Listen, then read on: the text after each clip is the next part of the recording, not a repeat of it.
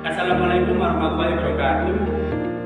Kembali lagi dengan kita, kami dari kelompok SD Kanis Wisinkan akan mempresentasikan terkait dari kasus 2 dan kasus 3. Sebelumnya kami akan memperkenalkan diri terlebih dahulu. Perkenalkan, nama saya Ziva Adifianto, saya dari kelas A. Perkenalkan, nama saya Yola Yunita dari kelas A. Perkenalkan, nama saya Eka Dia Puspita dari kelas A.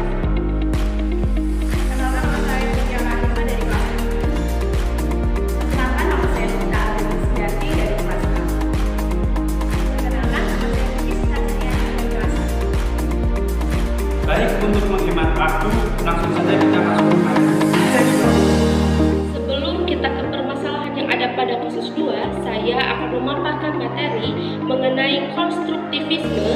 Menurut Piaget, manusia memiliki struktur pengetahuan seperti beberapa kotak di dalam otak. Kotak-kotak tersebut memiliki makna yang berbeda. Bahkan, satu pengalaman yang berbeda pun bisa dimaknai dan disimpan di kotak yang berbeda oleh setiap individu. Oleh karena itu, pada proses belajar, manusia mengalami 2 proses di dalam dirinya. Yang pertama, proses organisasi informasi, yaitu proses ketika manusia menerima pengetahuan dan informasi yang baru dan dihubungkan dengan pengetahuan yang sudah disiapkan sebelumnya di dalam otak. Pada proses ini, manusia dapat memahami dan mengakomodasi pengetahuan yang baru diterima. Yang kedua, proses adaptasi. Proses ini dibagi menjadi 2 kegiatan. Yang pertama, menghubungkan atau mengintegrasikan pengetahuan yang diterima atau disebut asimilasi. Yang kedua, mengubah struktur pengetahuan yang sudah dimiliki dengan pengetahuan yang baru sehingga terjadi keseimbangan. Belajar mengenai teori konstruktivisme, untuk selanjutnya kita beralih menuju metode pembelajaran konstruktivisme menurut Jean Piaget. Ada beberapa argumen untuk mendukung metode pembelajaran konstruktivisme ini. Yang pertama, pentingnya aktivitas siswa, yaitu mendorong partisipasi aktif siswa dalam mengeksplorasi, menyelidiki, dan memahami materi pembelajaran. Yang kedua, pembelajaran berbasis pengalaman, yaitu mendorong siswa pada pengalaman yang nyata, sehingga dari pengalaman tersebut harapannya akan menstimulasi pengetahuan dari siswa. 3. Pentingnya kesalahan dan konflik kognitif. Piaget menganggap bahwa kesalahan ini merupakan bagian dari proses alami pembelajaran, yang mana nantinya dari kesalahan ini akan mendorong siswa untuk memberikan rasa tantangan sehingga nantinya akan meningkatkan perkembangan kognitif mereka. Demikian penjelasan singkat mengenai metode pembelajaran konstruktivisme menurut Jean Piaget. Setelah kita mempelajari tentang teori konstruktivisme yang disampaikan oleh Piaget, setelah metode pembelajarannya, kita akan belajar mengenai solusi yang tepat untuk Ibu Rina selaku guru kelas 1 di sekolah dasar yang memiliki peserta didik yang belum lancar berhitung. Baik, sebagai seorang guru kita dapat menerapkan pembelajaran dengan logika dan pengalaman yang sudah dialami oleh peserta didik dengan tujuan agar peserta didik dapat menstimulus kemampuan anak dalam berpikir dengan menggunakan benda atau objek yang ada di sekitar peserta didik. Untuk digunakan sebagai media pembelajaran dengan mengaitkan benda dan pengalamannya yang sudah pernah mereka alami, seperti menghitung jumlah apel yang ada di dalam kantong plastik. Hal ini tentunya menjadi salah satu cara berhitung secara cepat dengan mempraktikannya secara langsung.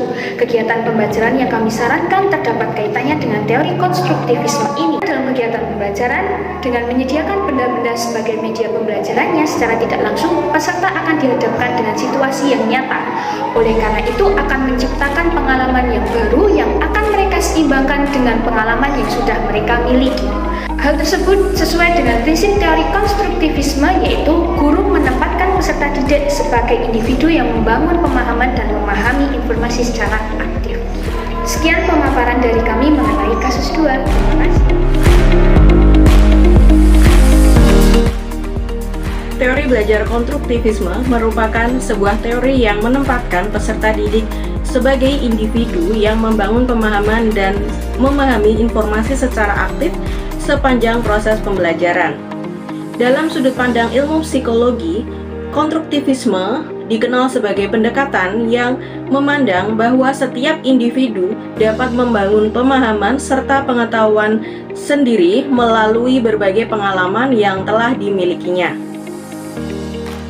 Penerapan teori belajar konstruktivisme memandang bahwa belajar bukan hanya sekedar menerima secara pasif informasi yang disampaikan oleh guru. Dengan kata lain, teori belajar konstruktivisme memaknai pembelajaran sebagai proses pengkonstruksian pengetahuan yang bersifat aktif dan personal. Teori belajar Vygotsky, salah satu konsep dasar pendekatan konstruktivisme dalam belajar, ditandai adanya interaksi sosial budaya dengan lingkungannya.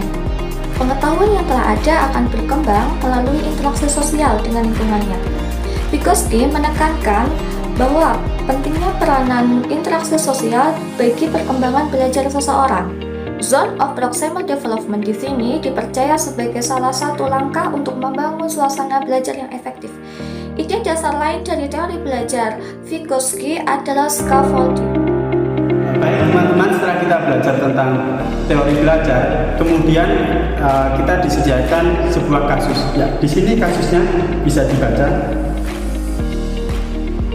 Oke, selanjutnya menurut saya dari apa yang diterapkan oleh Ibu Made itu sudah sesuai, karena Ibu Made melihat dari latar belakang sosial siswa yang berbeda-beda di kelasnya, sehingga langkah Ibu Made itu sudah tepat diterapkan di pembelajaran karena siswa akan lebih mudah belajar dan memahami terkait dari materi yang konkret. Baik, dari kasus yang tadi sudah dijelaskan itu ada kaitannya dengan teori belajar yang kita pelajari, yaitu pada teori belajar Vygotsky, teori belajar konstruktivisme. Nah, di situ siswa akan lebih mudah menangkap atau memahami suatu materi dari belajar di lingkungan sekitar kita.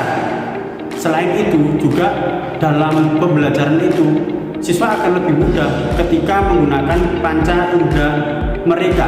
Nah, sehingga cara yang diterapkan oleh Bu Made itu sudah tepat dengan mengganti teks deskripsi tentang gedung pencakar langit yang ada di kota.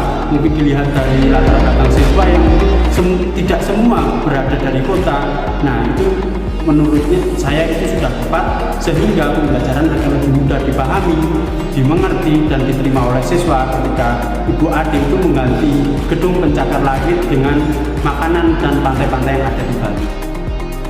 Baik, itulah paparan materi dari kelompok kami. Kurang lebihnya mohon maaf. Wabillahi taufiq wal hidayah. Saya akhiri, wassalamualaikum.